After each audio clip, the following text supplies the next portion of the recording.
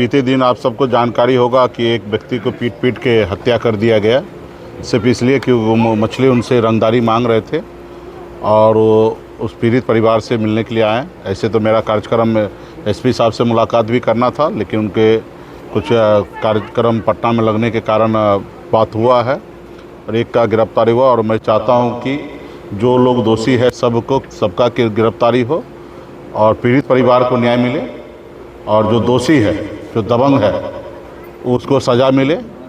अगर मछली खाने का शौक़ है तो ख़रीद के खाना चाहिए, और यूँ ही अगर किसी के पास अगर ताकत है तो किसी का हत्या कर दे तो ये सब हम लोग बर्दाश्त नहीं करेंगे। पीड़ित परिवार के साथ हम लोग हैं और इसके लिए थाना, पुलिस, कोर्ट जो भी करना पड़ेगा हम लोग मजबूती से करेंगे और सबको सज़ा दिला के रहेंगे, ठीक है।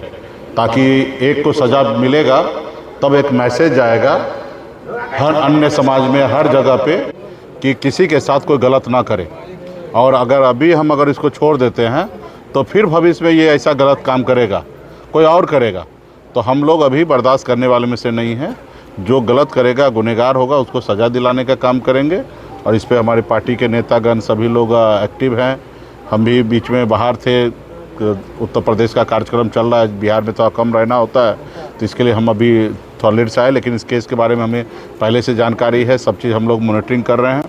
लगातार एसपी साहब से संपर्क में हम लोग हैं और आगे भी इस केस से जुड़ा हुआ जो भी प्रक्रिया होगा उसमें पार्टी के नेता लोग सब लोग सम्मिलित होकर करेंगे और दोषी जो है उसको सज़ा दिलाएंगे। वो ऐसे नहीं कि वो बाहर रह कर वो मज़ा करे और किसी का जान लेके बैठ जाए, ऐसा नहीं होगा। तो और इससे समाज का फ़ायदा है।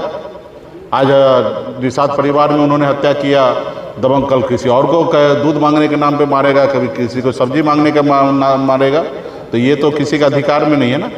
तो इसके लेके आने वाले समय में सबको हम लोग सजा दिलाएंगे। हालांकि मछुआरे समाज जो है हमेशा नदी किनारे जाते हैं और हमेशा डर बना रहता है, और यहाँ पर जितने मछुआरे समाज हैं, हमारी भी बात हुई, कहीं ना कहीं वो डरे समय है और नदी किनारे जाने सब कतरा रहे। अब उनके जीविकोपार्जन का सवाल है, कैसे होगा? नहीं, ये तो सही है। जब अपने घर से बाहर निकलते हैं तो बहुत तरह की समस्या खड़ा होता है, और सिर्फ मछुआरा समुदाय के लिए, कई ऐसे समुदाय के लिए है जो जंगल में जाके अपनी खेती गृहस्थी करते हैं, तो उनके रोजी रोटी के साथ इस तरीके से होता है। इसके पास सरकार और पुलिस को सख्ती से पेश आना चाहिए। जब घर से बाहर कोई निकल रहा है तो उनका रक्षा करने का काम सरकार का है, और ये अगर हो रहा है तो कहीं ना कहीं सरकार जो है नाकाम है। और उसके बाद भी, घटना के बाद उसको जिस तरीके से लेना चाहिए वो नहीं ले रहा, इसलिए दोबारा घटना होता है। एक बार सख्ती से सरकार, पुलिस प्रशासन अगर सामने से अगर उस जो दोषी हो उसको सज़ा दिला दे तो फिर कोई मजाल नहीं है किसी का, फिर किसी को कोई हत्या करेगा। और रहा कि अभी धीरे धीरे समाज में जागरूक हो रहा है, धीरे धीरे हम लोग एक्टिव हो रहे हैं और हम लोग जो धीरे धीरे लड़ाई लड़ रहे हैं। तो इसमें देखा जा रहा है पहले जैसा तो अभी नहीं है, लेकिन हाँ समस्या तो है। लेकिन ये समस्या को दूर करने के लिए वही हम लोगों को आग्रह करते हैं कि एकजुट रहिए, अपने बच्चों को पढ़ाइए लिखाइए, समझदार बनाइए, काबिल बनाइए। जब आप, क्योंकि आज देश में बहुत ऐसे परिवार जो है, गरीब परिवार, वो न्याय नहीं ले पाता है, और जिसके पास पैसा है वो मैनेज लेफ्ट राइट करके है ना छूट जाता है, और उसको जो पीड़ित परिवार को कभी न्याय नहीं मिल पाता क्योंकि वो पढ़े लिखे नहीं है। और जो परिवार में थोड़ा शिक्षित है, पढ़ा लिखा है, अगर उनके साथ कोई गलत होता है तो वो कोर्ट के जरिए अपना न्याय ले पाते हैं और फिर एक समाज में मैसेज देते हैं। लाखों केस ऐसा है जो पेंडिंग है, क्योंकि समाज के लोग सही जागरूक नहीं होने के कारण, एजुकेशन नहीं रहने के कारण ये सब समस्या खड़ा रहता है। तो इसलिए हम लोग समाज को एकजुट रहने की आह्वान करते हैं, एकजुट रहिए, बच्चों को पढ़ाइए लिखाइए, काबिल बनाइए और अपने अधिकार के लिए जागरूक रहिए। तो ये सारे चीज़ के लिए हम लोग घूम ही रहे 10 साल से पूरे बिहार में या पूरे देश में। हम लोग एक अपनी अलग पहचान बनाए हैं, और समय आएगा जब बादल होता है तो अंधेरा रहता है, तो एक रोज उम्मीद करते हैं कि बादल छटेगा और अंधेरा से उजाला की ओर हम लोग बढ़ेंगे। और जैसे बढ़ेंगे तो इसे हमारे परिवार के बीच में, हमारे लोगों के बीच में जो इतनी बड़ी समस्या सब है वो धीरे धीरे कम होगा। इस प्रयास में हम लोग लाखों लोग लगे हैं और एक न एक दिन वो सही होगा। और उसके अलावा भी अभी भी कहीं कुछ हो रहा तो हम लोग डट के सामना कर रहे हैं, डट के लड़ाई लड़ रहे हैं। ऐसे नहीं कोई समझ ले कि हम लोग यूं ही हैं, हम लोग लड़ने वाले लोग हैं, लड़ेंगे। मृतक बलराम साहनी के परिवार पूरी तरह टूट चुके हैं, सॉरी, राम बालक के परिवार टूट चुके हैं आर्थिक रूप से। वैसे में मदद की कहीं ना कहीं हम लोग सामाजिक स्तर पर आर्थिक रूप से जितना जो मदद होगा वो सब करेंगे, आगे भी हम लोग करते रहेंगे। समाज में जहाँ पे भी जो भी समस्या, तो हम लोगों को तो किसी को बताने की आवश्यकता नहीं, हम लोग तो मानते हैं हमारा परिवार है।